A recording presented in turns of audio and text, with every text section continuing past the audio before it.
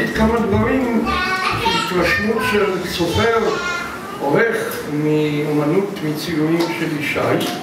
אז קודם כל ברור, כי לפנינו צייר פיגורטיבי מאוד מוכשר נטו. הדבר הזה ברור ומאיר עיניים, כי באמת אם תסתכלו על העבודות האלה, זה עבודות פיגורטיביות מעולות בכל מקרה, בלי כל קשר לשיח תרבותי נוסף שיש בהם, עם מוזיקה, עם אומנויות אחרות, עם ציור. אז זה דבר אחד. דבר שני, שישי מזה כמה שנים מנהל שיח מדהים עם זרמים מוקדמים של המודרניזם בציור.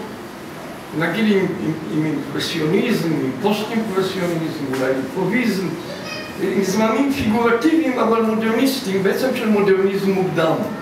אפשר להגיד, על דרך המשלה מקצרת, שיח עם תקופות מסוימות בפריז, עם השנים ההירואיות של ציור מודרניסטי פיגורטיבי בפריז, עם פה ושם עם איזה רמזים קוביסטיים וכו'. אבל ביסודו של דבר זה ציור אימפרסיוניסטי, פוסט-אימפרסיוניסטי, והוא מנהל איתם שיח מדהים.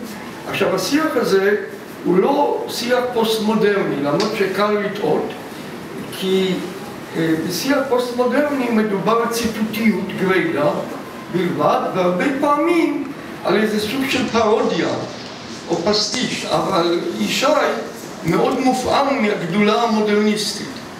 הוא מחדש, הוא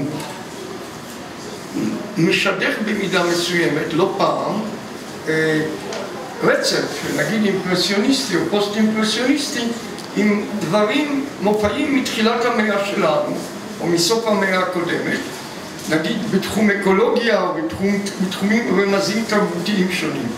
אבל זה לא פסטיש, זה לא ציטוט, זה שיח דינמי מאוד. נוסף לכך, כפי שבולטים הדברים כאן, בתערוכה הנוכחית, וזה גם החידוש שלה, הוא גם מאוד מאמין בשיח אינטגרטיבי של ציור עם אומנויות אחרות, עם מחול וחל במיוחד עם מוזיקה, והנושא הוא מכובד ויפה בכל מקרה, ואני חושב שהוא מומחש כאן באופן מאוד יפה בשורת תמונות חשובות ויפות שבאמת יכלו להיות כלולות, כפי שהוא אמר בעצמו אמנם, ואוספים מוזיאליים גם, קבועים. הייתי אומר, שוב, שיש גם ציירים שמבקרי ציור מומחים יכולים להצביע על קשר נפשי וציורי, אומנותי מיוחד שלו איתם.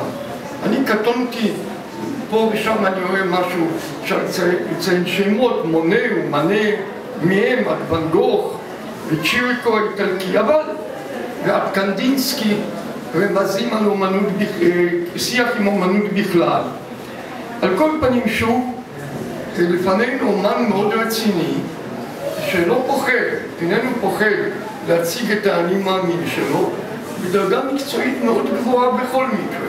ופה אני חוזר לראשית דבריי, ובכך אסיים, שמעבר לכל דיון מושגי, מוזיקה וציור, ציטוט, לא ציטוט, פשוט לפנינו אומן רציני מאוד, ואפילו מבחינה, מה שנקרא באנגלית, last not least, טכני גרידא, כן אני מברך אותו, ואני בטוח שדרכו תהיה סלולה מההווה אל העתיד. תודה אישה.